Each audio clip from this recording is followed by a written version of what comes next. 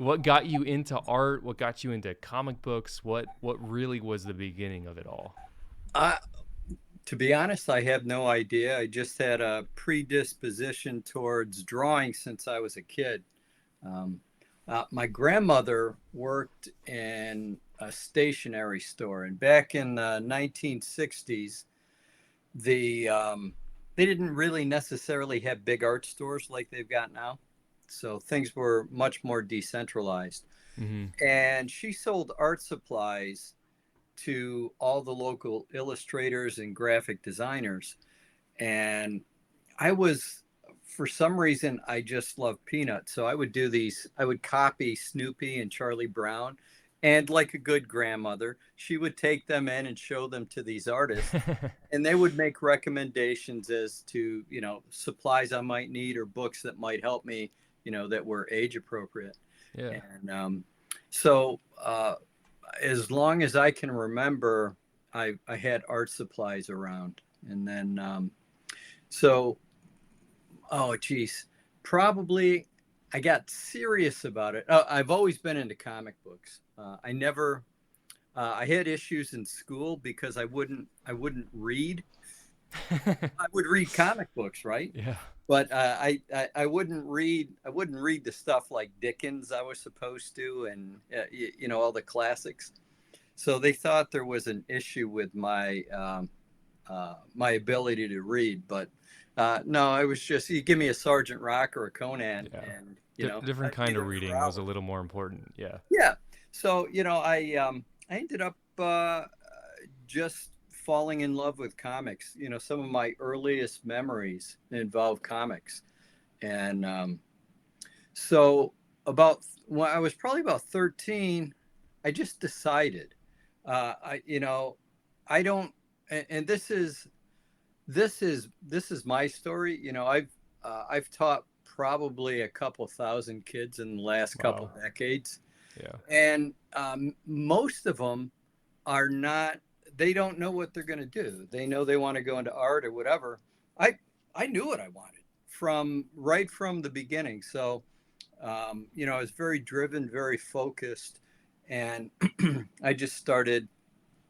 I just started copying things. I met a guy. This is about 1974, 75. He was one of the first comic book dealers. So, yeah, 74, 75 in the area. And he was also an amateur artist. Um, I think I was like 14. He introduced me to the brush. All right. Because most, the old time guys all worked with a brush. Yep. I mentioned Sergeant Rock. That was drawn by Russ Heath, and he worked almost exclusively with a brush. His stuff was amazing. And so this guy Jack Robinson um, started me out on the brush. By the time I was out of high school, my inks, I was definitely good enough to be an inking assistant, if not, an ink. That's out of high school. That's how to. Well, I graduated. Um, I graduated. I was born late in the year, Mm. so I was a year younger. I graduated high school at 17. So Yep. 14, 15, 16, 17. That's 4 years of concentrated study. And one of the beauties of youth is that there's this ability to obsess and hyper focus Hmm. on things, and that's I had that in spades. You know, it's Nice. like I'll Awesome. run into kids from the old neighborhood, and they go like, "Oh yeah, you were never around. You were always in your room drawing." That kind of thing. Yeah. So yeah, I just got into it, and as it turns out, Jack was like a huge Wally Wood fan. I don't know if you know Wally Wood. So after this, I want you to Google Wally Wood, and you'll see that he's a comic book legend. And so I got to meet him and help him out a little bit Wow. out of high school. Yeah. Was And that like a really was that a big kind of shaping moment for you? Because I meant he was like your Yeah. hero in a way of that Um, of art, or not quite. um, I liked his older stuff.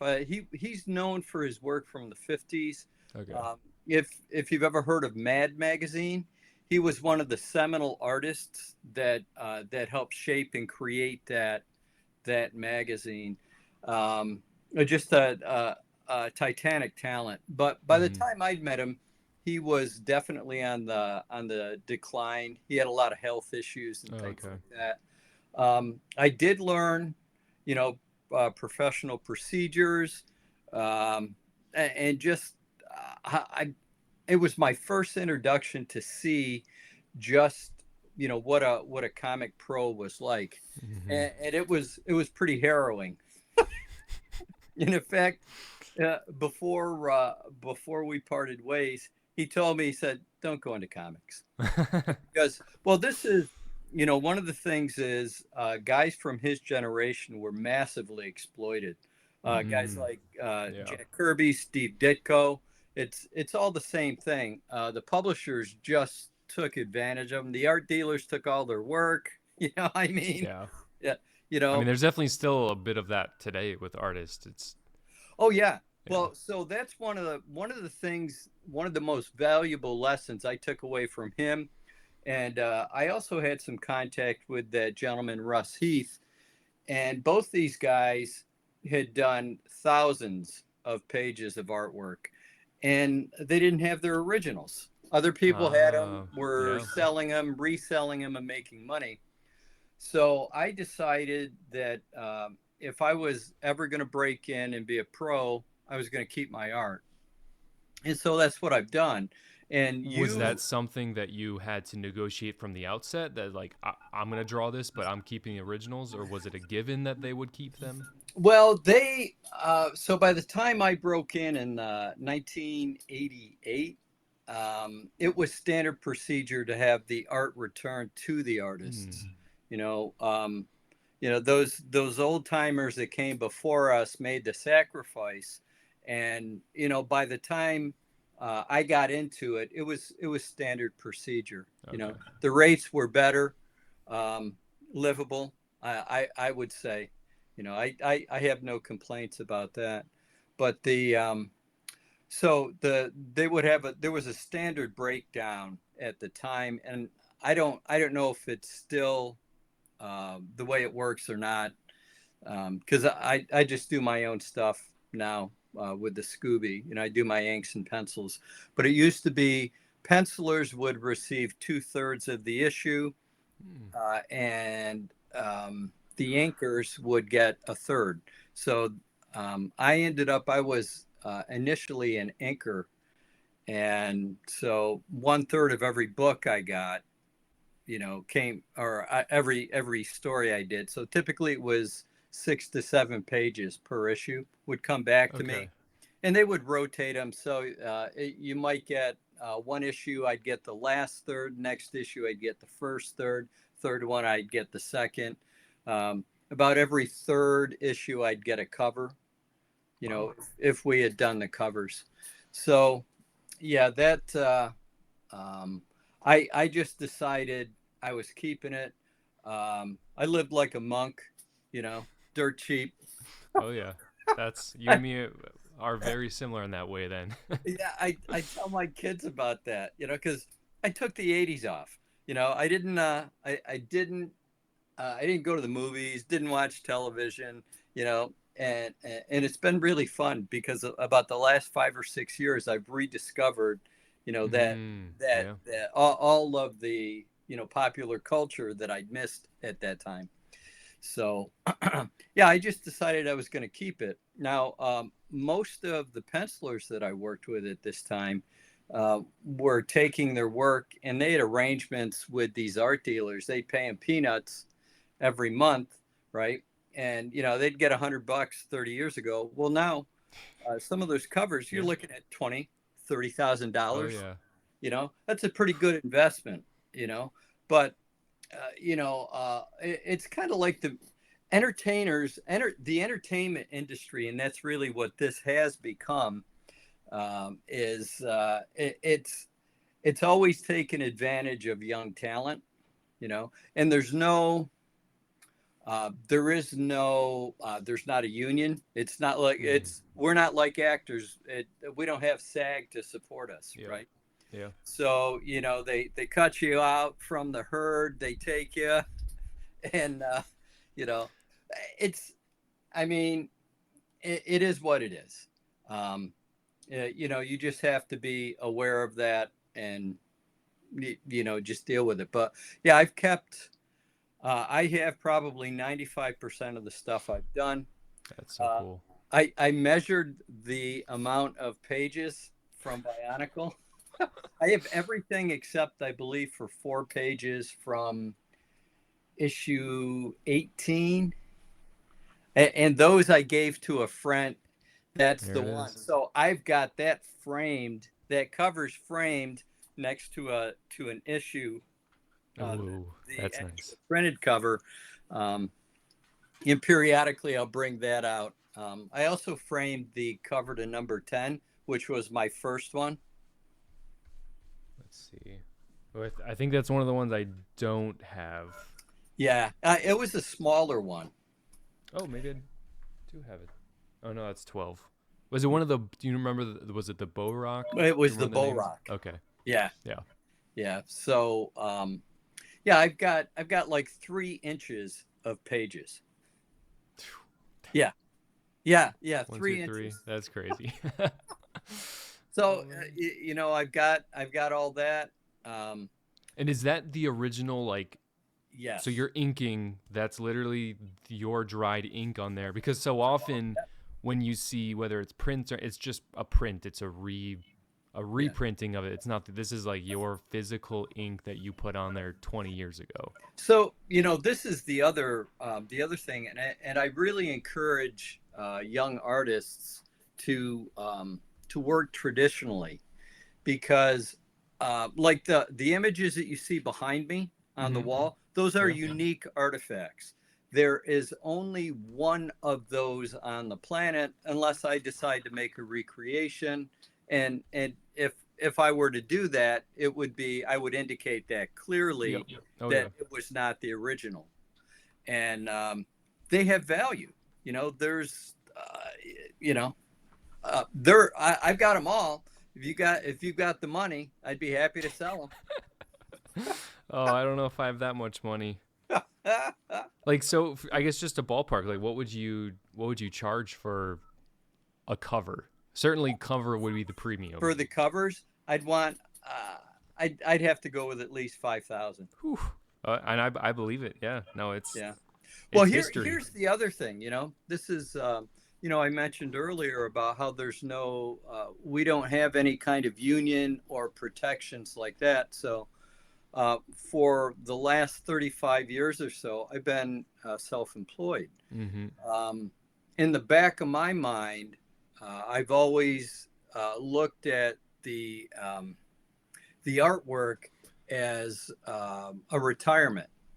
So I knew that Bionicle was going to be something. It would take decades for guys like you, who were little kids 20 years ago, to grow up. And honestly, I probably, when you guys start hitting your 40s, you're married, you're established, you've got your kids are either at home or gone, but financially you're more established. That's pretty much my target time period. So getting pretty close to that, yeah. Because there's a lot of guys that are, people that were kids back then. Now they're pushing probably 40 at that high end at this point. Yeah. So yeah, right at that range. Yeah, and it sounds like a lot, but it's really not. When you go, like I went to New York Comic Con last. It was in October, and to see the price of just anything, like I referenced Wally Wood there. His pages are going for tens of thousands. Depending on what it is. It's an insane amount of money on one hand, but I figure if you're making 50,000 a year, and if you're really into this and you Mm. want to buy a page for 1,000, you'll save Yeah, that. You'll it's find worth it, it. right? Yeah. I mean, just a cup of coffee, right? This is it gets me with students. Oh, I don't have money for my art supplies. They're sitting there. They've got this Vente Starbucks thing. $7 drink. Yeah. Yeah, and then they whip out their cell phone, and it's like, oh, really? You're talking to the wrong person. You know, it's Yeah. so yeah. I mean, if somebody wants it, um, it's going to be there. It's funny you should mention it because I've got a gentleman over. I think he's in Germany. He's trying to convince me to sell the cover to number 14. Oh, dude, Oh, that I'm guessing like, dude, yeah, 15, 20, bid that. I would bid that honestly, because yeah, that's the yeah. cover. Isn't That's that it. cool? The best thing about that is I had no idea they were going to do that. I never knew from month to Let's see. month what they were going to do with that. So With the after you had drawn it, you thought you didn't yeah, know yeah, cover, because well, pane, backside, or whatever. if you look at your collection of comics there's they're different sizes, right? They either Mm. went with the mini or they went with the Yeah, full size. yeah. I never knew. Um, some of them, like I think these guys, Oh yeah, the little yeah, the little the little leaflets. the insert there, that's pretty cool. So they really had three different sizes that they released the comics in. Here, yeah, I'm pulling up number 14 on the screen so the people can see it when they see it. Yeah, Most of the people that are going to be watching this probably already know, but I yeah, figured I'd just throw it up there for me. yeah. So Oh man. the thing I had forgotten about was just how much preliminary work I had done with this property. So this for me, this was my first opportunity to pencil and ink my own work, which Yeah. ideally that's what I wanted to do was because I had my friend Ray Chrising helped out on two or Yep. three issues for a few pages. Um, but primarily since that time, I've only I pencil and ink my own work. So um, it's so anyhow, I started doing. I had to come up with a process, right? Mm-hmm. Um, I don't know what you do for you're what, a CPA or something? I am a Yeah. CPA, yes. Yeah, so you have procedures for Yep. dealing with different kinds of clients, different Oh yeah. situations. Well, artistically, it's the same process, right? Or the same approach. We have this thing. It depends on what you do for a living. Like at Syracuse University in the illustration department, I describe it as the illustration process. So you do exhaustive thumbnails, the small preliminary sketches, and then you do a rough, and then you do your finished piece, right? And it seems a little time consuming to Mm. some people, but what you find is that the more time you spend in preparation and in the development, the less time you spend on the execution. Yeah. So And that's true for almost anything. If you yeah, prepare, you plan, right. the Yeah, actual hope is completion not a is the easy plan. part. Yeah. That's what it's like. Well, I think it's going to come out. I think I know what I'm going to do. Oh yeah. Good luck with that. Yeah. True. Yeah. True in many Yeah, areas. yeah. So it was really nice. I found um, the first issue, number 10, was the first one that I penciled, and that you want to see? Do you want to see some of the breakdowns for that? I do. I would love to Okay. see that. Yeah, let me Yeah. Let me see. All right. So this is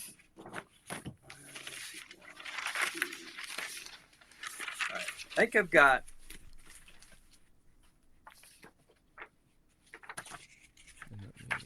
All right, so this would be what the script would look like. You know, Oh yeah. standard stuff, breaks down, page action, captions. That was a splash page. Page two's got 4 panels on it, you know, and all the action, any kind of caption, stuff like that, which are, it's important for Mm-hmm. the artist to know that. But I would do, let me see. So this one's, I don't work this way now. But I had to work this way then because again I was kind of following the process. Now I was also trained formally as an illustrator, you know, a guy to paint, kind of like that in that Rockwell tradition, more realistic. Mm-hmm. So this is the breakdown for page 12. I don't know if you can. Yeah, I'm pulling it up on. Okay. All Oh right. yeah. Wow.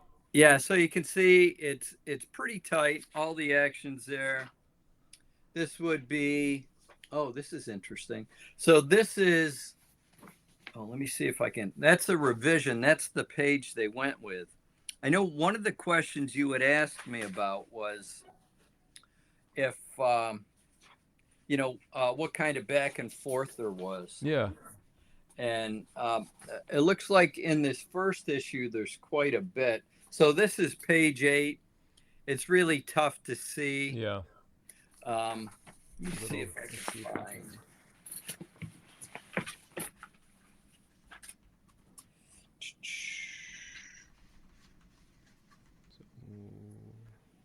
And does the cover count as page 1? No, the cover's the cover. So it was the cover and then 12 different story pages. But you can see I'm breaking the page diagonally, lots of action, you know, again. So the main point with this is really tough to decipher, right? Yeah. Yeah. A little bit. You know, you don't have to lie. It's like, so is that that's just the first pass to just get the idea, like what's the starting point? What are we trying to get at is basically what that was. Yeah, so that's how I did it with that issue. By the next one, it was getting a lot tighter. I've got some cover sketches here. So this was one of 4 cover sketches. So these were a lot tighter, as you can see, right? Yeah. No, so I've got that one. Beautiful. I've got this one. Oh yeah, I think that's the one I have. That's 12. Yeah. And then I've got, that was an option. That was actually, so each one of the covers, I would give them multiple options for. Let me see. So this is number 12. Yeah, so I've got that cover here someplace too, but this was another option. So they had 4 cover options with number 10. Nice. They would decide which one they wanted and get a hold of me. So this was the first issue that I did. Now check this out. This is the last issue. So that I did 27. This is my breakdown. Wow. That is detailed. Yeah, it's super tight, right? Wow. Yeah. So I have a mini comic here, right? Oh. And I had forgotten I'd done all these. So I gotta thank you. Absolutely. You know, it's just so much fun. But so the process that I used by the end of my run on the series is the same one I use now. I've got the script here. You can see I read through the script, I do the thumbnail, and then I would do the rough, right?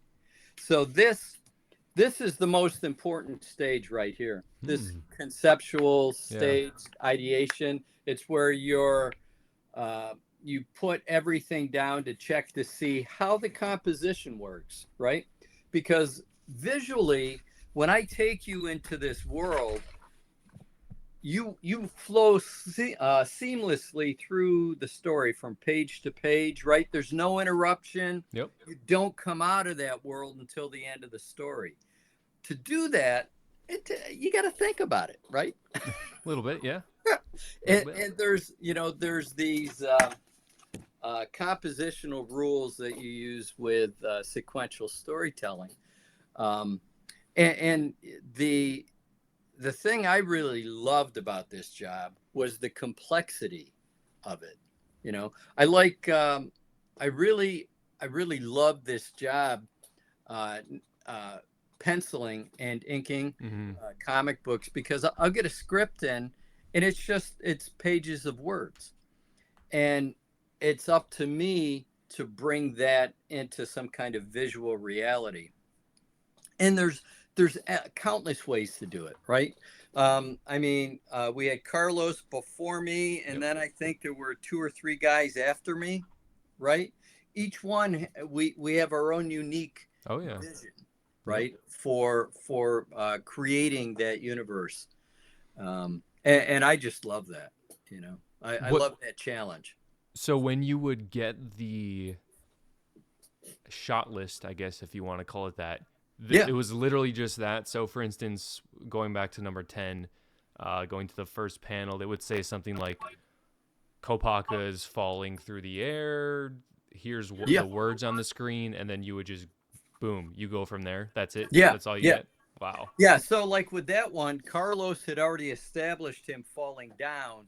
Okay. Right? Yep. So frequently, it's written almost like an old time cliffhanger, right? Mm-hmm. So the first panel is going to be some variation of the last panel of the previous story, right? So I just had to reinterpret that, in my own way. Yep. So, Was there any, or did you try and bridge his style to your own style, or did you find that they just sort of no, they I weren't stark enough to cause any readers to be like, whoa, feels like something completely different? I don't know how the readers took it. To be honest with you, the few fans that I interacted with over the years, just they really liked my take on things, because they told me that my drawings look like the toys. Yeah, I was gonna ask that as well. Of like, how did you translate toys to comics? Because I always found that, and maybe it helps with the fact that they're robots, but it always just felt like the art style. That didn't help at all. No, it did. Well, it may not have helped you, but yeah, no. As the reader, like, I don't know. There's just something about them that it feels so gritty when it's in comic form. Yeah. That it just works insanely well. But it sounds like that was probably quite difficult. Yeah, from your perspective. I'll tell you what, I was choking on the first issue, because so Lego sent me all the characters. I have all the toys that were ever featured in anything that I drew. They live in like 3 big totes down in my basement. And those are the same ones that they sent you way back when? Yeah. That's cool. Yeah, that's including cool. They've got some early 3D printed rapid prototype type things, pieces. Because when they were changing, they would change different elements throughout the series, right? And so some of that's, I can remember getting these pieces going like, what the heck is this? And then, years later, I find, oh, that's what that is. It's striated because it's printed. Yeah, those also would be worth a pretty penny. Yeah. Also, yeah. Yeah. In case you... I suspect so, but yeah, so learning to animate, to bring to life an object that is stiff plastic, in plastic in the sense of not in the sense of, it's actually this plastic, whatever. But it was challenging, and it did take time. So you have to fall back to, just basic drawing stuff. How can you bring motion, emotion into the characters? It was a big challenge, and you know, I'm not going to lie. When they told me my run was done, I was disappointed. I mean, I had my chops down. I could Yeah. sit there, right? I knew exactly, all because all those pieces are common. There's enough common pieces throughout all of the toys that once I had those down, it made the drawing a whole Hmm. lot easier. No, yeah, that would certainly make sense. And then kind of going back to the beginning of your time with Lego, what was the process to even get the job? What was that like? So this is funny. I'd been working with Wildstorm Comics. What the heck? I can't remember what I was doing. I know I had just finished up inking Sigil at oh, what the heck is that? It was a small. It was an independent comic coming out of CrossGen, I think, is what it was, something like that. Um, it was around for a few years. Uh, but the I got I got a call from Linda Lee at Wildstorm. They needed an inker because I can't remember who had inked Carlos on the first issue.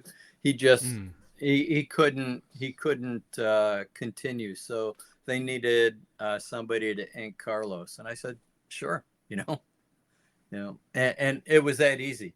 And wow. well, I think what you find is that a lot of these projects that become something like this, we just happen to be in the right place at the right Mm, time with the right set of skills.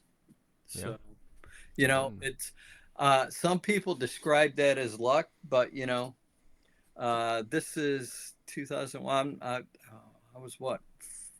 I was 40, almost 40 at the time.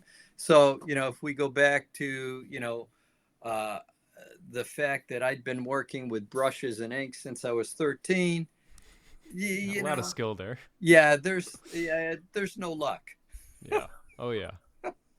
With the inking of those early stages, because so according to bionicle.fandom.com, it Mhm. says you inked issues 2 through 9 Yes. before you started penciling.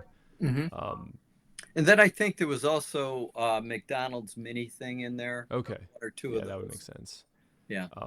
What was the color or the inking? Was that just out? Was that coloring or what all went into the inking So process? I don't. Do I have someplace? I have examples of Carlos's pencils. His pencils were very tight. Mm, Um, so some people some people look at inking as tracing, and that's a very crude definition. It's not inaccurate, but mm-hmm. an inker brings their own stylistic embellishment. I had a reputation as a brush guy. Most guys, especially of that era, were pen guys. So they were all trying to be Scott Williams, working on Jim Lee, or Todd McFarlane, that kind of stuff. I grew up with a brush. I made a brush do things that it's not supposed to do, and and then I used I would use the pen. I used a lot of pen on the Bionicle project, but inking. Um, I try to do as much as possible with the brush because it's a more versatile tool. So what's the differences between, to someone who doesn't live in that world, what's the difference that it would look different if you Yeah, brushed versus penned or yeah. So the brush line tends to be a bit more fluid okay. and softer. The um, the pen line tends to be a little bit more. I'd say a little bit more aggressive, a little bit rougher in some senses. Um, or, really it depends on the artist and the way you're going to Mm-hmm. use the tool. Because I describe the pen, those dip pens that we use a lot. I see it as a steel brush. So I use it the way I use a brush, you know, um, which I think is uncommon too. And also the way I use a brush is different from most of my um, comic book contemporaries. So Okay. So yeah, it kind of helps your art stand out amongst the right. crowd in many ways. Well, it's we all try to have something recognizable about our work. Mm-hmm. Um, so yeah, if you were to spend time looking at my work, um, you would begin to see there's um, certain stylistic repetitions or flourishes that are common, throughout. Mm-hmm. Some jobs are more brush friendly, like the comic stuff I did. Excuse me. When I inked Bart Sears at DC and then over at Valiant, his pencil lines were almost liquid. I mean, that's the only way I can describe it. And so, and when we kind of came together, it was like a perfect pairing because I had this just beautiful flowing ink line, and he had these gorgeous fluid pencil lines that they could be interpreted with the Mm-hmm. pens, and they were by several other ink guys, but there was something unique and just a little bit different between Mm-hmm. when we were paired together. Wow. No, Yeah, that's cool. it's like being, I describe it as being part of a band. And Yeah. it's like if you switch out your bassist, right, it may be a little bit different, right? Yeah. No, that's cool. Yeah, because from this side of things, I never really thought of the relationship between the penciler and the inker and how those all kind of worked out. It kind of felt like, oh, one person puts it, one person draws the base, the other person puts the thicker lines on top. So I guess it would then get fed into the digital world after that, I guess. Yeah, so I'm pretty sure at that point Pete was using I'm pretty sure it was all digital color by then. Okay. And so like today, I just finished up a Scooby Doo issue a couple of weeks ago. I have to scan that in. I draw it traditionally, and then I scan it, and I have to format it. They have Mm-hmm. there's a template that DC Comics provides. I have to scan it at a certain resolution. I have to adjust the darks and the lights, and then send it into them. Then they copy that. They send it to a letterer and also a colorist, and Mm-hmm. both of those tasks are now executed digitally. So So were these Bionicle issues colored physically or digitally? no, digitally as Okay. far as I know. So Okay. Was there any kind of you kind of alluded to it earlier, and one of my questions or is when were there any pointers or was there any feedback or did you have full creativity to honestly create whatever you wanted? well, everything had to exist within the Bionicle universe. So Mm-hmm. I was provided with all the background information that they had. For instance, like the Metro Nui stuff, they were doing the movies at the time, Yeah. Yep. and so I had access to some of that production artwork so that we could mesh the universes. Um, that was pretty cool. I'm looking at. I've got I've got a page of emails here that I sent to my editor. So I interface primarily through my editor, Jay Gardner, and then or Marty Pasco initially, and then if I had some questions, like I'd read the script and I'd have to, I would need answers, So like on Okay. this one here, it's got page 1 and 2 for issue number 12. What's protodermis, and have we seen the queen's cage? Right. If not, how do you see this? Do the Bohrok queens look exactly alike? Um, we'll need to get color references for on them for Pete as well. So, you know, part of my job as the penciler would be to anticipate questions like this, Mm. because I can't do my job if Mm-hmm. I don't have the information. And that first issue, number 10, there are a ton of patches. And I think a lot of them had to do with the Bohrok shields or their claws. Yeah. Yeah. Yeah, I think I think I had to redo a lot of that stuff. But also, it was my first outing as a penciler, um, and my storytelling wasn't as developed as it would become. So, it's there's always input. This is or was a licensed property, Mm-hmm. so everything was approved by Lego, right? It's the same world I live in now with Scooby Doo. Every drawing I do, every page gets approved by Warner Brothers, right? At Wow. at Yeah. every stage. Oh yeah. So yeah, and Lego, I don't I don't resent that either. I look at that as, that's quality control. We're dealing with intellectual property. Like the Bionicle stuff that went to over 1 million households across North America and the EU every other month, right? That's insane. So that's insane, isn't it? Yeah. Yeah, there aren't. I mean, comic publishers today would give up body parts to have like that, right? It's it's crazy. So I know people have seen this stuff, and you want them.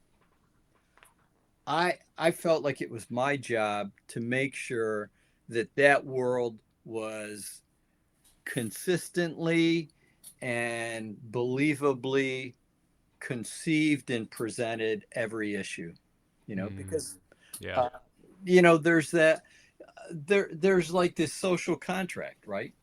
Yeah, people are gonna at least this is the way I look at it, Mm-hmm. and maybe part of it is I was an adult at the time, so it's I I want to do the best job that I can, and part of that is that consistency and just being responsible, trying to anticipate.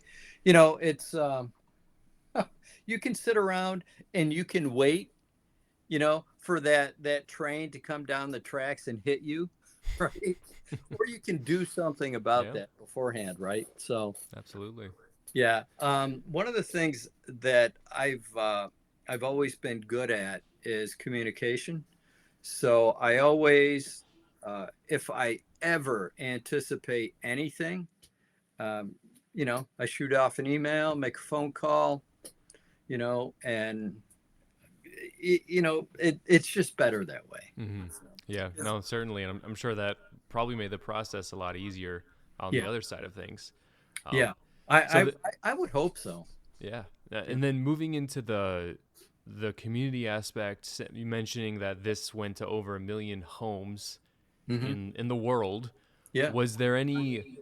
Did you receive any feedback from the community or from fans No. during this process? No, none. No.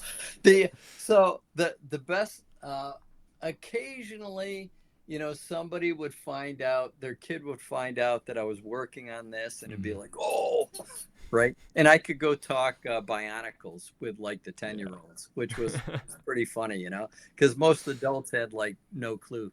Uh-huh.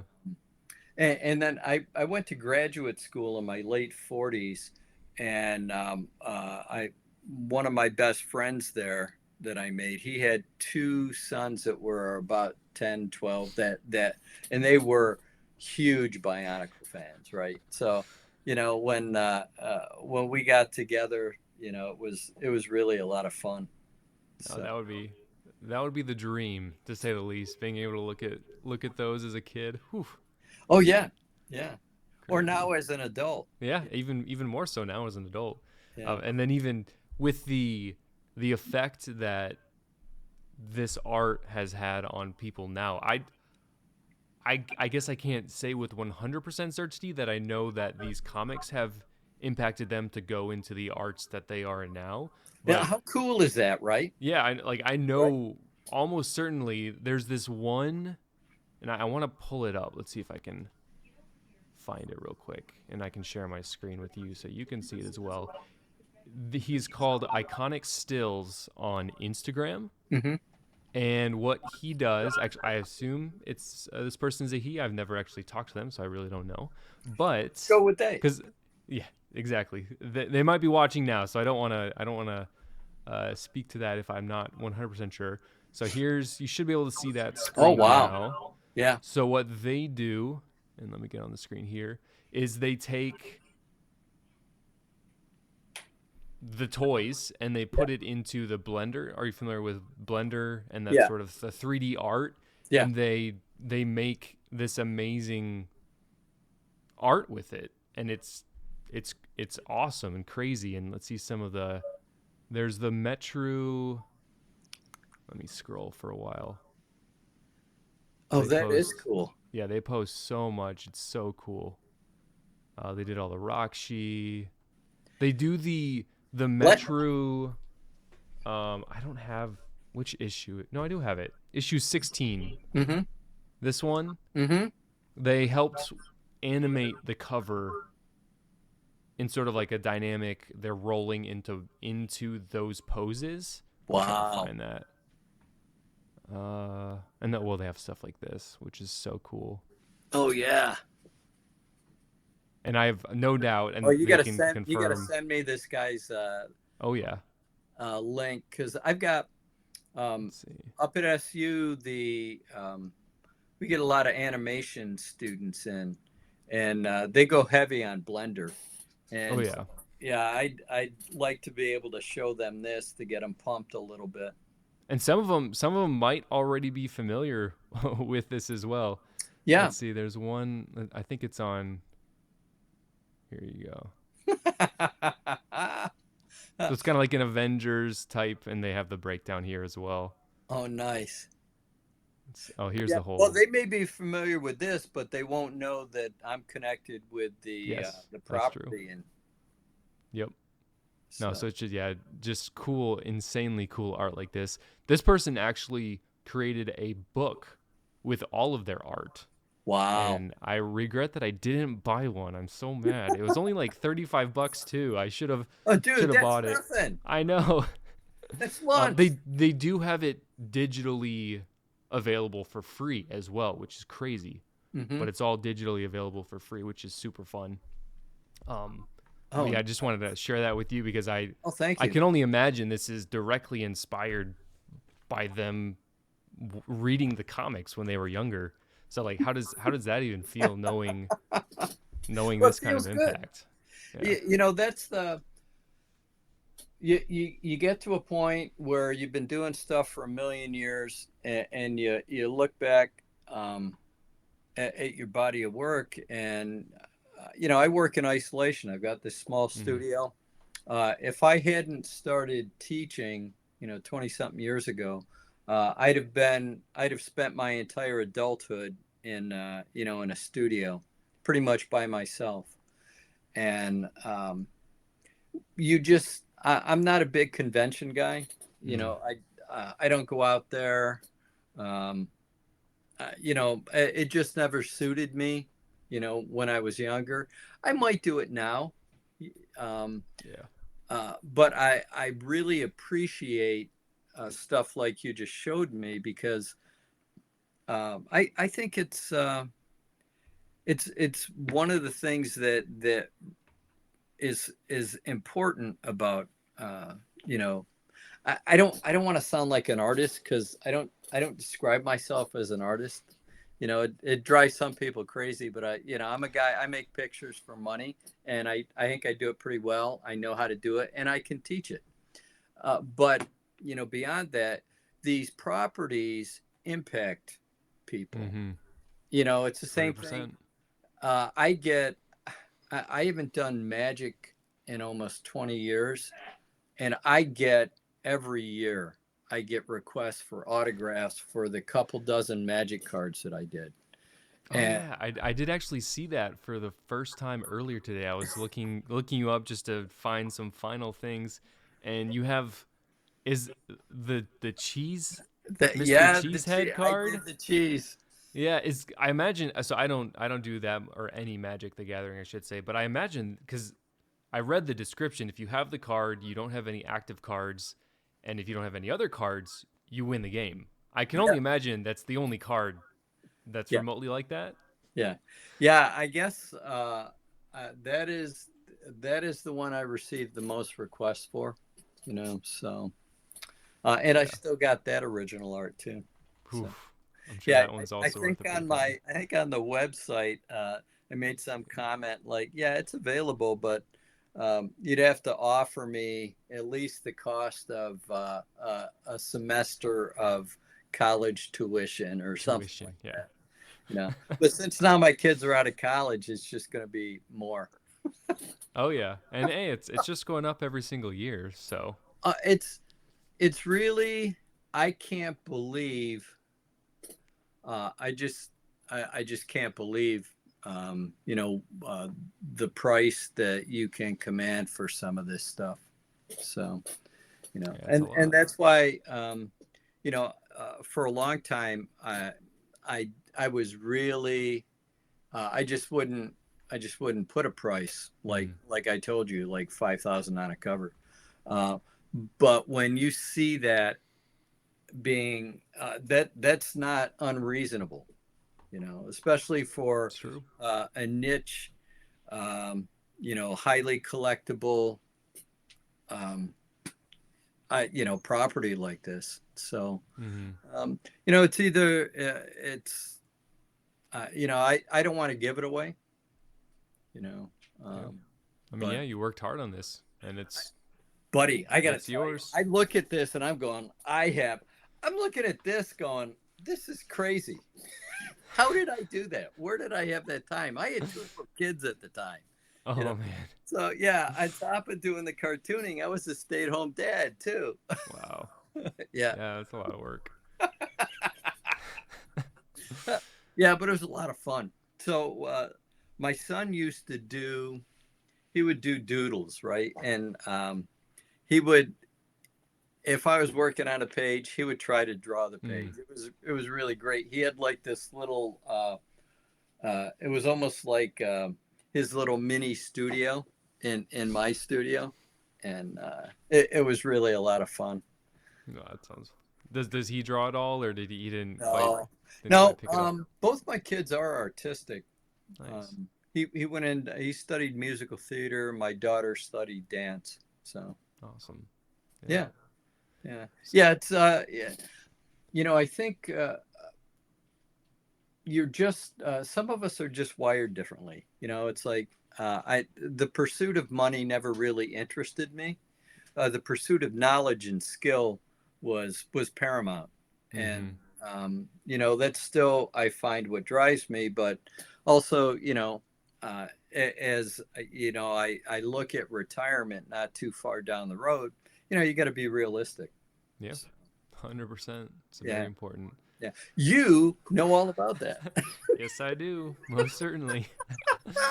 So do you have any now that you mentioned in the last couple of years you're kind of coming back to pop culture, maybe social media to some extent. Yeah. Uh, how has the community, the Bionicle community in specific, have you found more people reaching out to you, or just have you found more mentioning of your art, of these comics, or anything like that?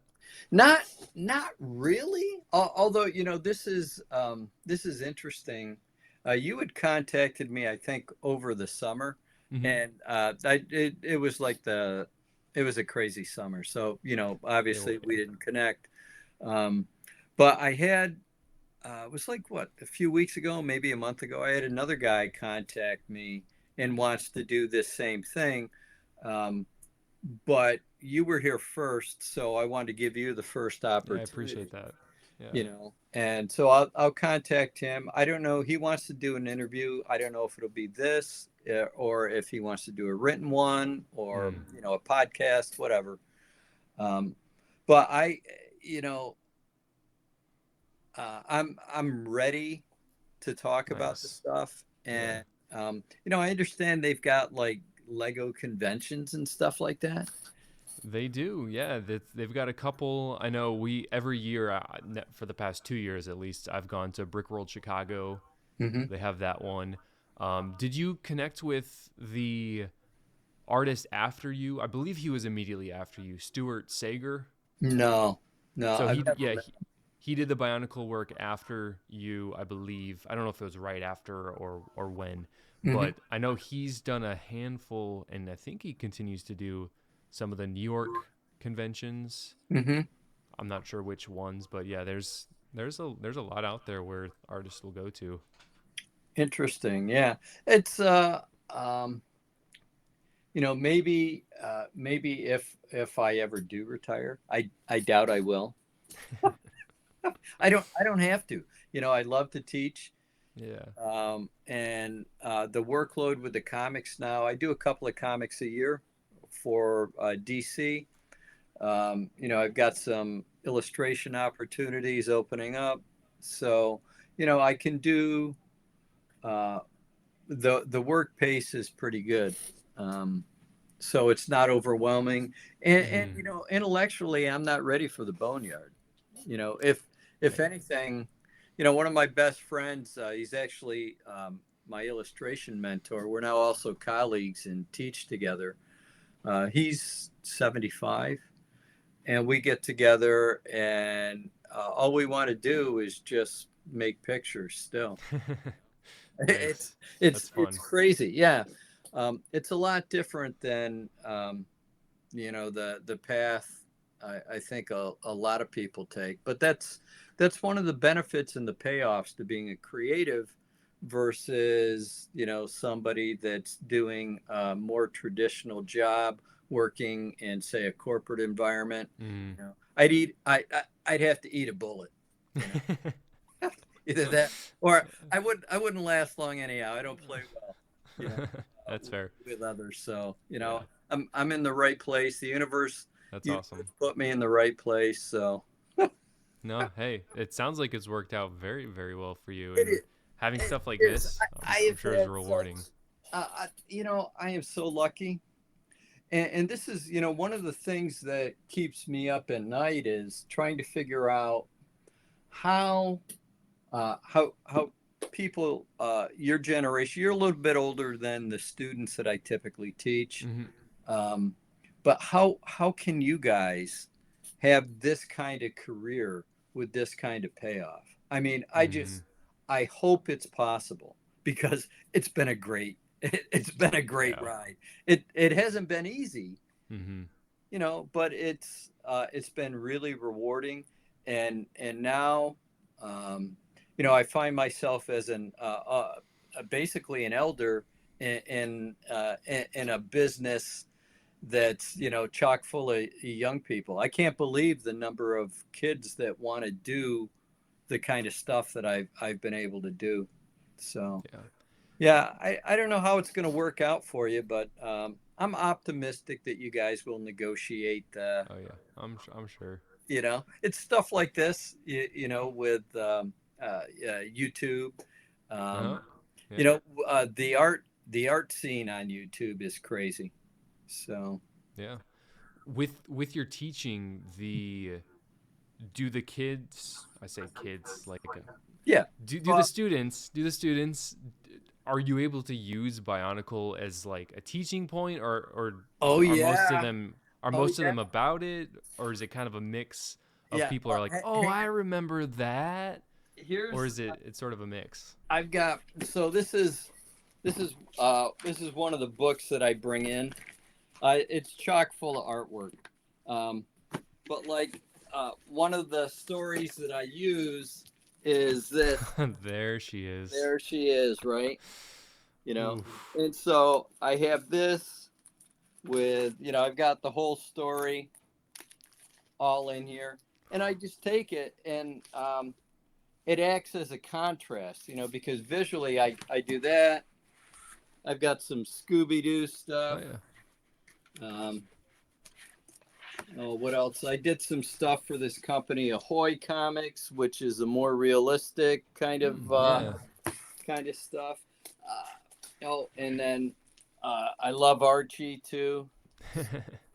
I mean, Nice. this is I use it, and it still lives in my classrooms. Usually I take the books in on the first day of class to introduce myself, Nice. and yeah, well, it establishes my credibility. So I'm not just a talking head, and I like it.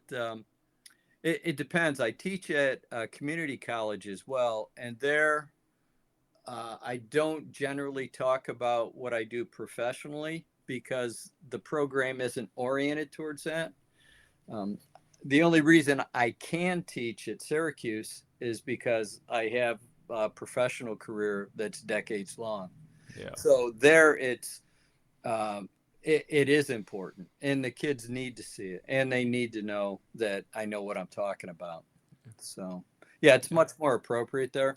But usually at some point in the semester, even at the community college, the kids go like, they figure it out, like, oh, hey, he did,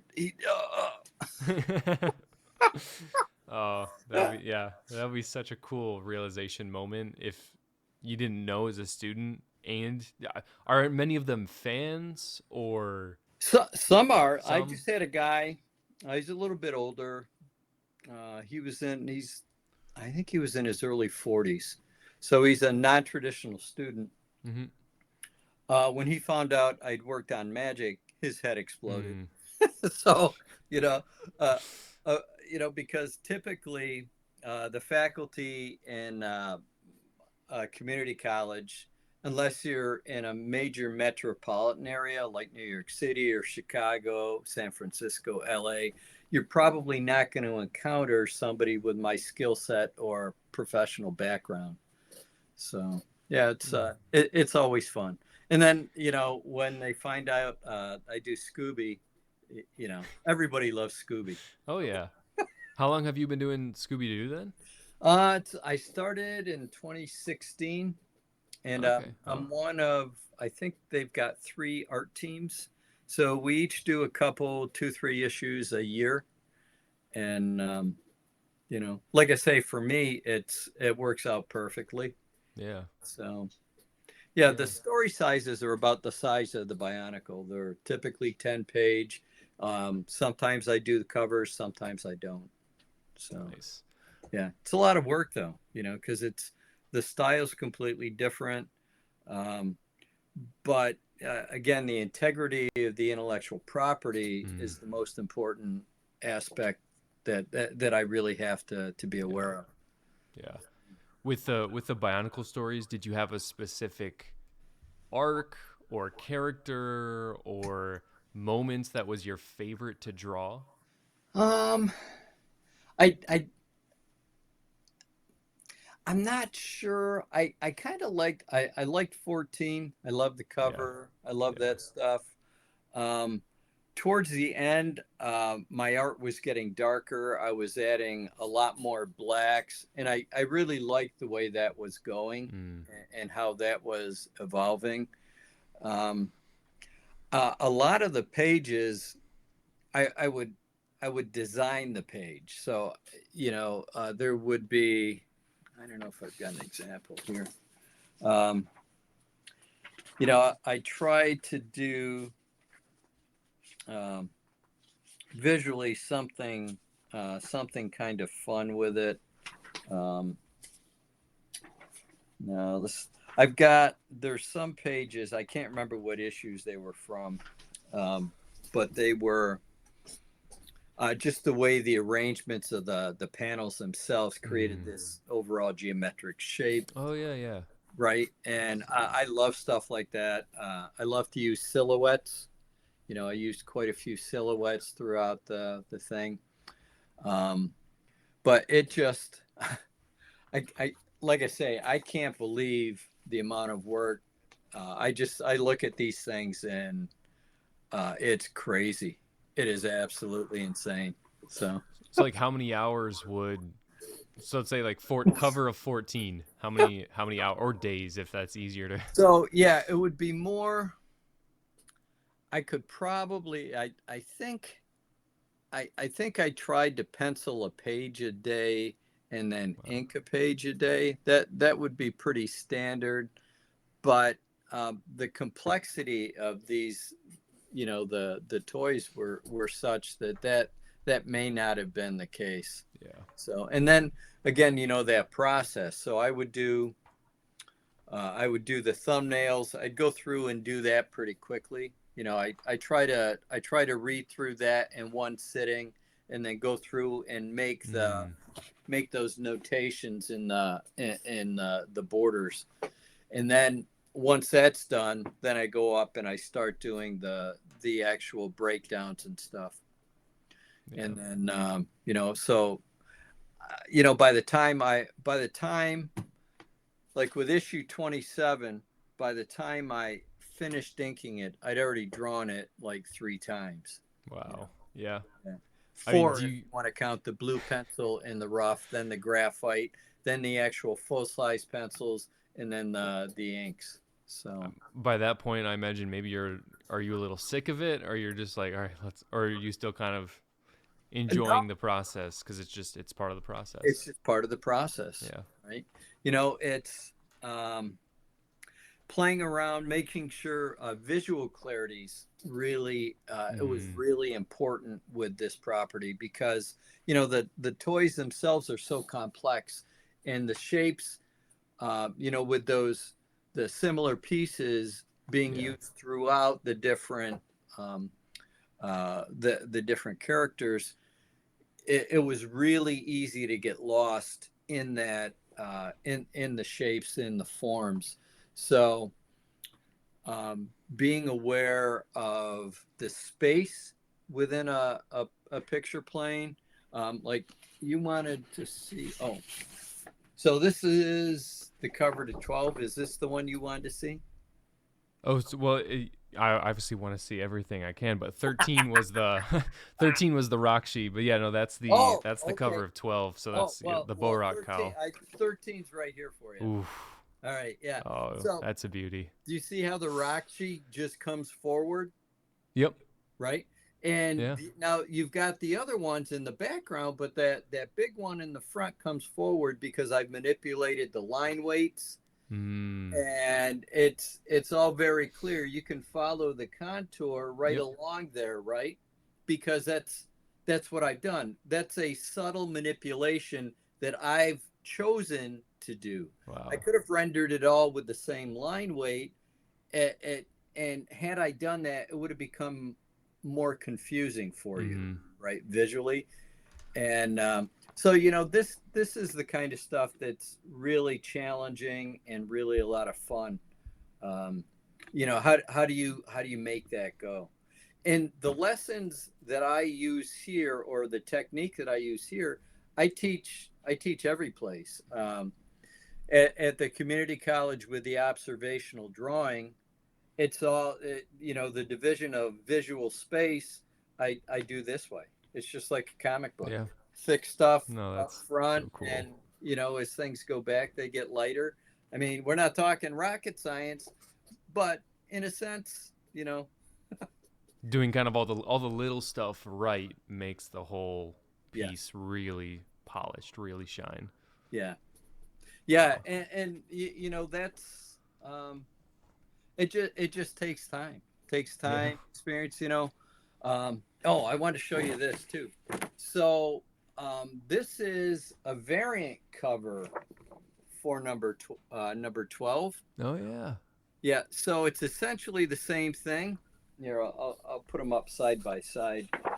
Um, I don't know. Can you see them both there? Yeah. Yep. Yep. So they're roughly the same Mm-hmm. thing, uh, but the original one I had to reduce the information a bit, Mm. so they could fit it all in. Um, yeah, that was a pain. Like just basically redoing the Yeah. whole base and then kind of going from there again. I would imagine what I did was I probably ran to Staples, threw that on the copier, and reduced it, and then brought it home, threw it on Ah. the light box, and traced it off. Okay. Yeah. So, yeah, yeah. So you scanned all of your black and whites then? I back then I didn't have a full size scanner, so I Mm. used I would make photocopies, and that was pretty standard back in the day. So Yeah. when I was inking, I would always for two reasons. One of them being proof that I'd actually executed the task, but the other one was I just wanted to have an inventory. So I've got piles of old photocopies. I have photocopies of pencils. Um, Wow. both mine and some of the guys that I worked with over the years. So, yeah, it's a real it's a real treasure trove. So, Yeah. Yeah, that's oh my goodness. That's so cool to just see all of it and like so the ones behind you, yes. So I there. wasn't going to let those slip by. So this was like one of the smaller comics, probably like was that a McDonald's? Uh, an inbox comic, the Matoran inbox comic, Yep. Yep, that would have been 2004. the I think that sounds like a McDonald's comic, yeah. Yeah. So we've got that. These guys were promo pieces. Oh yeah. So that the top middle was the DVD cover for the Yes. Mask of Light. Yeah. That's crazy. Yeah. Well, so I'm pretty sure they gave me that as a Okay. reference, and they wanted a variation on that. Got it. This was also, I think that might have been a DVD one too. I can't remember. Yes, I that think so. I remember maybe a book cover. Could be. Wait. No, I think it's I think it's the Bionicle maybe. animated one. The proportions are different on the toy. Yep, that was the Bionicle 2 Legends of Metru Nui cover. Yeah, Yeah. that's what it was. Yep. So they wanted those things just reinterpreted, you know. Nice. Um, Yeah. and that. So when you're doing stuff like this, this kind of corporate work, um, you can't get wrapped up in like my artistic vision, Yeah. all this Yeah. kind of stuff. It's like, look, you guys tell me what you want, give me the references, and Mm. if that's what you want, then that's what you'll get. So Hmm. yeah, it's a little bit different.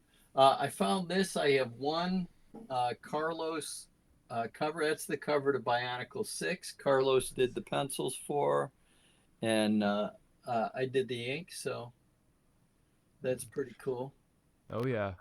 Yeah, And that is that his original yeah, that's the pencil? original. Wow. So remember when I told you the division of artwork?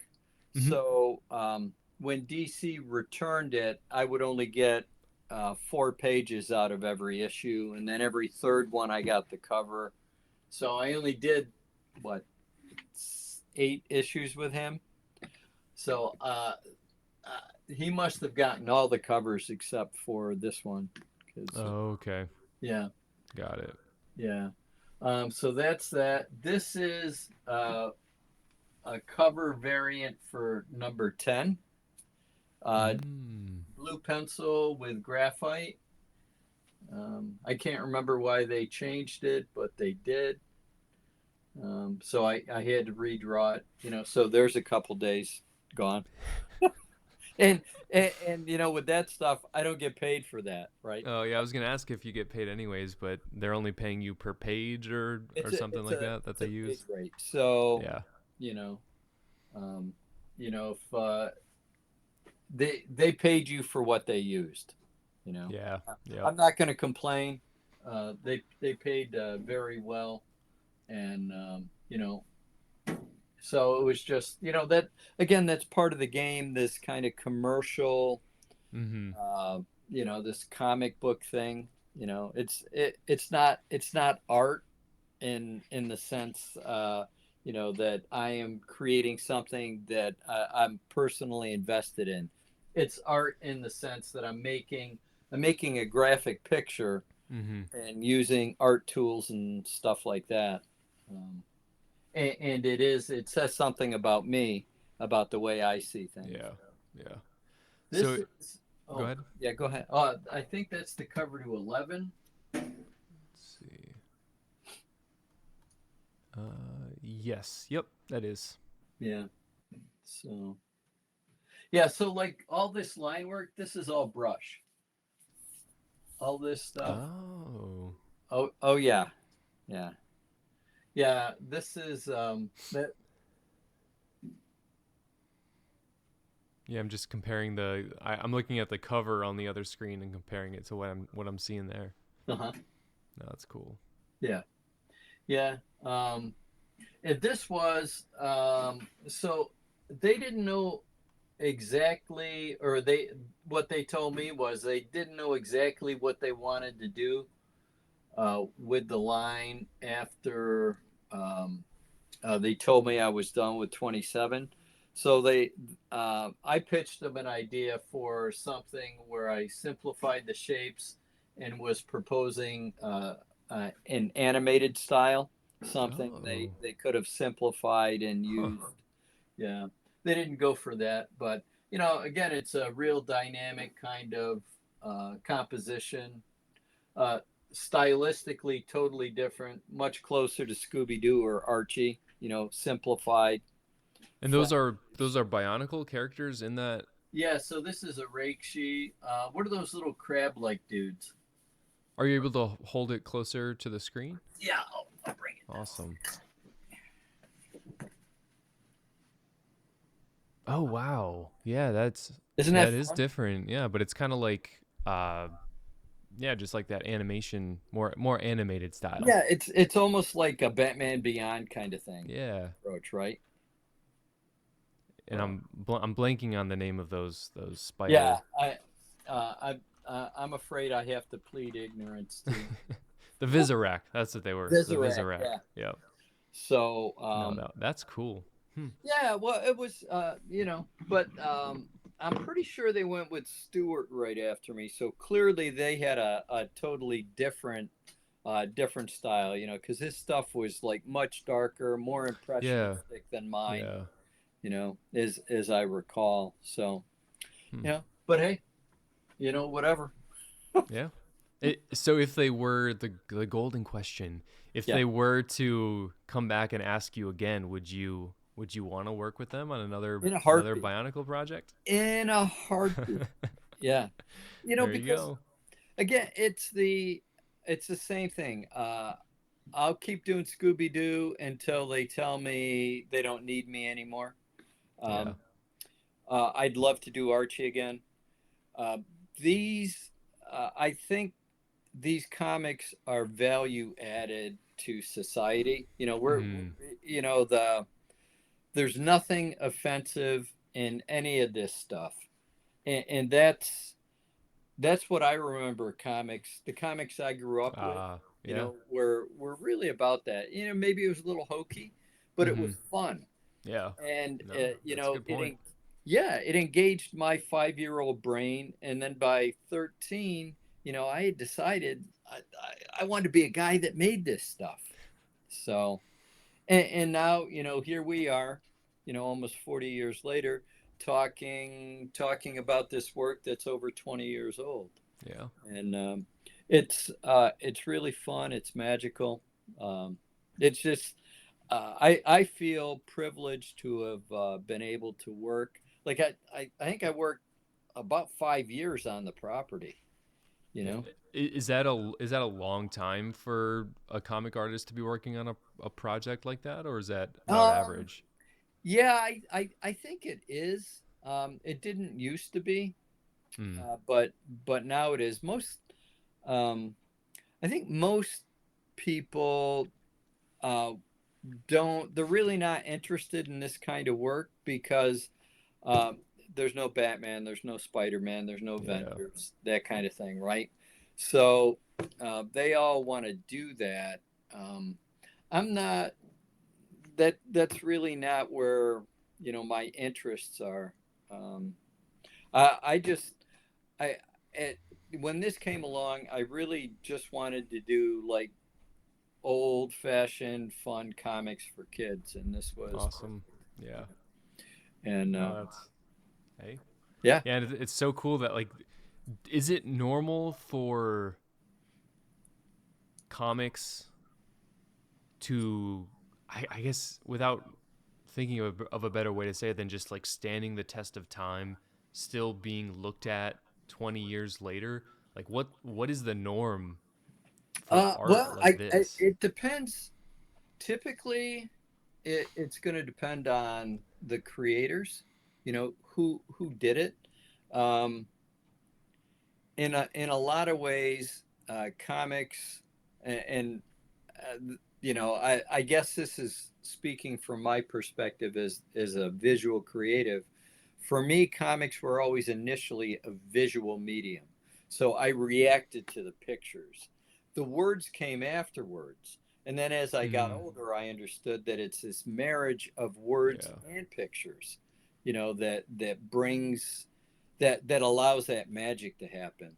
So uh, really, it's in the case of Bionicle here, I don't think it's me as much as it's the property, it's the toys. I just happen to be the vehicle for Yeah. the toys to get out there, and so like there's other projects that I worked on 30 years ago. Nobody's asking about those, right? Yeah. At some point, maybe I'll get people tracking me down for Scooby Doo, but probably not. Because that's we draw in a very prescribed style, and Mm, it's the I believe I have a unique take on it, but unless somebody does a deep dive into it, it's going to yeah. be more the property. So. Yeah. No. Yeah, I think it's more. You should ask yourself why you're talking to this old dude. Oh man. Well, I mean, and I think everyone, as whoever's watching this right now, I think they can certainly agree with me that it's like this toy, certainly nostalgia. What do they say? The 20-year nostalgia kicking into effect, Yeah, and certainly to that point for me, I'm like more or less all in the last year or two. yeah, Collecting all this stuff behind yeah. me, I love your and collection in the yeah, background. Yeah, it's yeah, I've nice. been I wish able. I had that space. Yeah, I'm fortunate enough to have a basement where my wife lets me keep everything uh, down here, or I guess I moved everything down here, so I pretty much can have the whole basement, which can't really argue with that. No, So, no, yeah, that's living large, buddy. no, yeah, we'll see how long I can keep this until kids start running around. It's like, no, don't, no, stay away from that. Yeah, yeah. It gets So, well. What I'd have you do is I'd advise you get buy some stuff that they can play with. yeah, So this is absolutely, pretty cool. One of the questions you had asked me about to think about was how I worked with marketing and stuff, yeah, and I really didn't. I never talked to anybody from corporate until I think it was '04. I went to Comic Con out in San Diego, and we did a big signing out there. And I was introduced to the some of the sales reps and stuff. And one of the sales reps asked me. They were the rep for Harry Potter at the time. wow, So I asked them to send me a Hogwarts thing. It was the big mega kit at the time. So, you know, I was the best dad in the universe when that showed up. You know? So Oh, it I was, believe it. yeah, it was great. The interactions I did have with everybody there were really good. You know, um, that's it's nice to actually get out and meet the people that you work with. Yeah. So No, yeah, it's like definitely. at Comic Con in October. My son lives down in New York, so that was part of the impetus for me to go down there. Was um, he's into the old Marvel stuff and things like that, and he's aware of my connection with Woody. So I wanted to make a pilgrimage down there and meet Jim Steranko. Now that there's another guy you need to look up because I'll have to write his name down. in the comic world, uh, if Jim Steranko hadn't been, you probably wouldn't have comics that look the way they do today. Wow. But he got his start because Wally Wood kind of pushed him and got him going. So um, I wanted my son to actually experience, get to meet Jim Steranko, and it was the first time I'd met him. He had critiqued my work way back. Uh, yeah, way back. You know, so Wow. it was just fun. He's a ball of fire. He's 80 something years old and just like on. Still going, still kicking. Still going, yeah. Yeah. I'm jealous. His head of hair, man. Yeah. Yes, I was looking up a picture. He kind of looks like Jay Leno a little bit, tiny bit, maybe just with that. maybe the hair. Yeah. Yeah. But yeah, he's just an amazing guy. But it's just nice to at this point get out and especially, with guys like him, he's in his 80s. So my experience with the 80s is if you get up, it's going to be a great day. Yeah. Right? No, it's But you may not very get up true. tomorrow. Yeah. So, yeah. Yeah. Just, I, I don't know. It's just been nice. It's been Yeah. a lot of fun. Like I say, I really appreciate guys like you that want to talk about this. Um, Yeah. yeah, you'll find me accessible. Awesome. If at times busy, and I apologize Same. for that, Same. but Yes. you No, I know, definitely understand that. But no, I greatly appreciate you taking the time today. And I know, like, yeah, this has more or less been in the works for like since April. I was scrolling back through our emails. It's like we ping is it ponged that back and long? forth. Yeah. Yeah, April. I was like, oh wow, I couldn't believe it was that long ago. But I was glad we were finally able to do this, and you were able to show all of that, all Yeah. of that art behind you, and of course the infamous number 14, and all those amazing pieces of art. It's been just awesome to see. Well, if you ever want to chat again, or if you got more specific questions, if Hmm. you'd like to do maybe like an issue by issue review, let me know. I would very likely be down for that. As I mentioned, this will be a recording, so maybe if the next time if you want to do a live stream with me, same Yeah. format basically, but then yeah, doing a issue by issue would be very very interesting to kind of look through those, dig into the details, and I would probably actually have to get some of my more artistically inclined friends to point out like, oh, you did that there, oh, that's so cool, and Yeah. just like different techniques and stuff would be something awesome to dig into. Well, I do. I've got a question for you. Yeah. Have you heard from Lego about this? Any of this stuff? I, as far as just doing these interviews, Yeah. and I no, I haven't. I don't think they mind. I can't Yeah, imagine I wouldn't they mind. imagine. Yeah, All you're doing is, we're just you're talking releasing about their things. product, right? Yeah. Yeah. You know, No, because talking. Yeah, yeah, talk. I guess as long as I'm not sharing confidential information, which I don't think we are. I mean, anything you've showed me, you own. you have the Yeah. rights to. Yeah. So I yeah. well, I own the physical property, the Yes. board. Yep. Yeah. I don't own like I can't reproduce any of that stuff. Okay. Yeah. So I mean, if somebody commissions me to do a drawing of characters that's new and original, I can do that.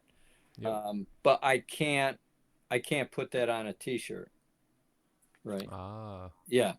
Yeah. And anything that I would do or that I was going to show, I would make sure um, it had copyright 2024 Lego on there because trademark copyright because Mm-hmm. uh, I don't own that. I don't own the Okay. property. Yeah. So yeah, and that's Interesting. where you can get into trouble. Mm-hmm. With doing stuff. Yeah, you've got to be really careful. Oh yeah. So Warner Brothers is really strict about that.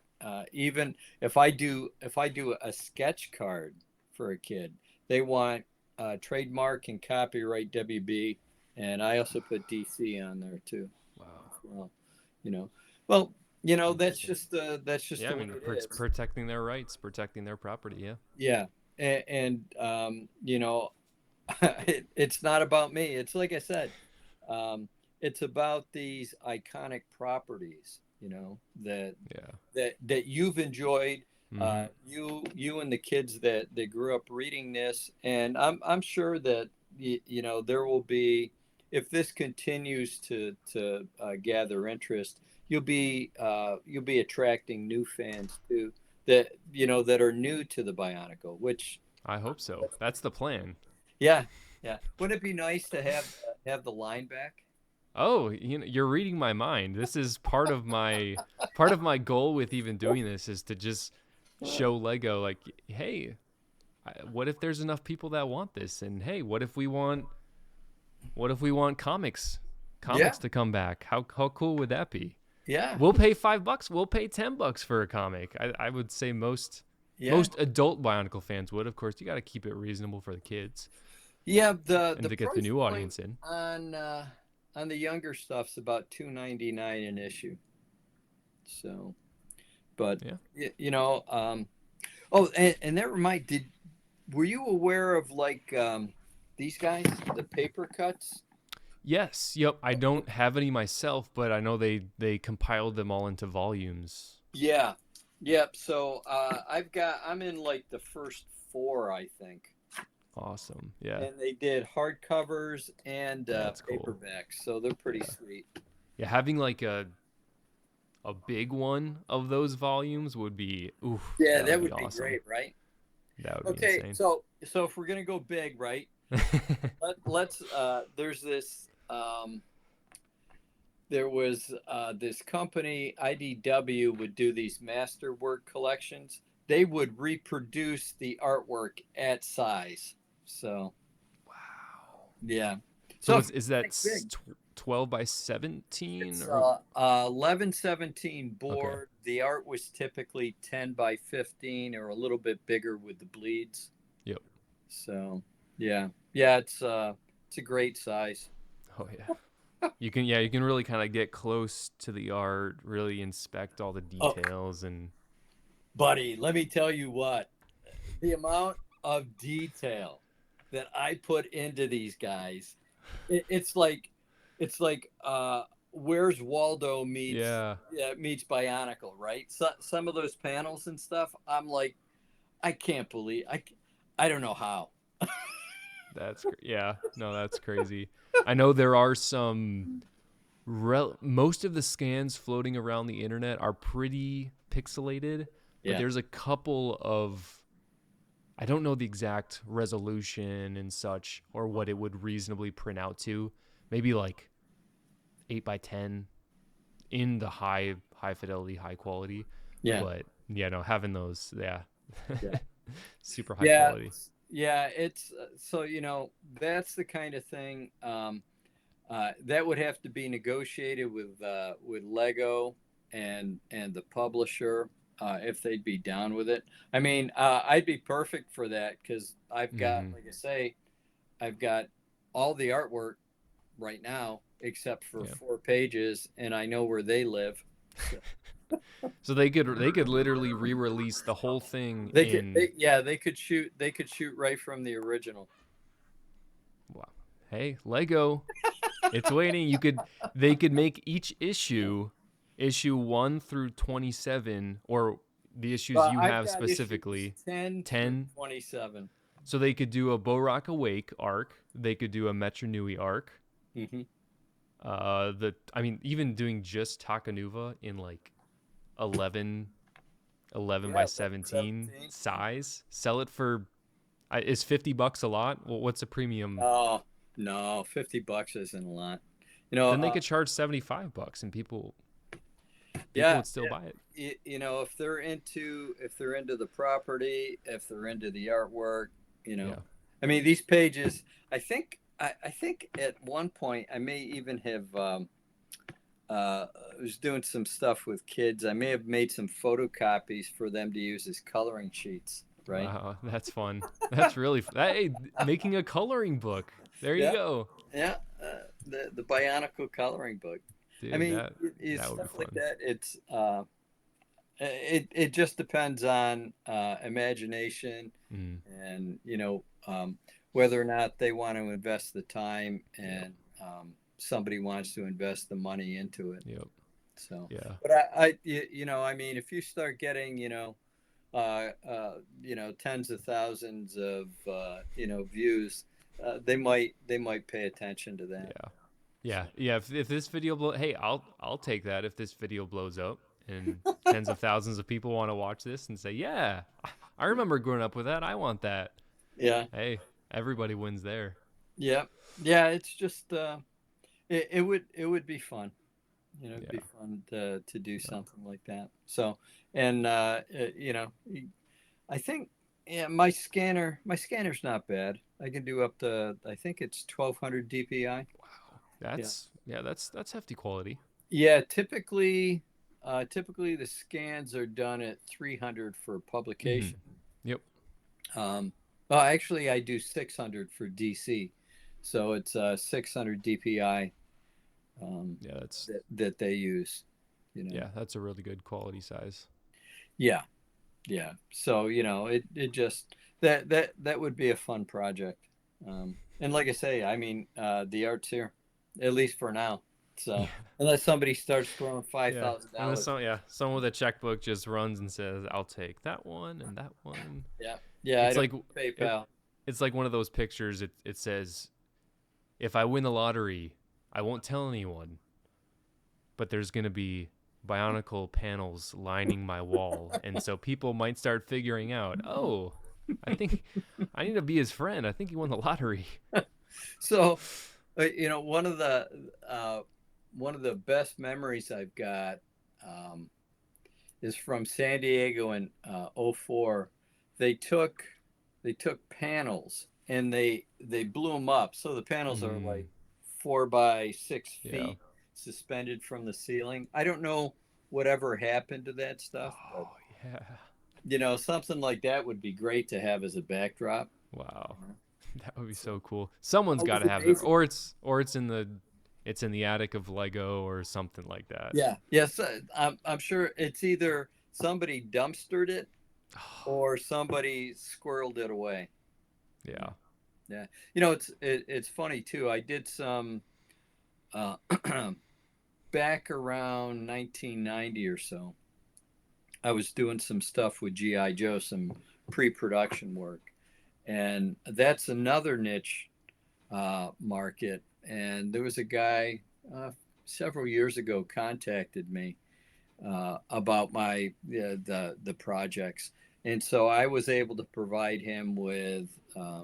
I had stuff from back then that I kept, and I just gave it to him, and the guy self-published, I think, at least 5 volumes of Wow. the history of those 3-inch GI Joes, which is, Wow. I love crazy like that, Yeah. obsession, you know.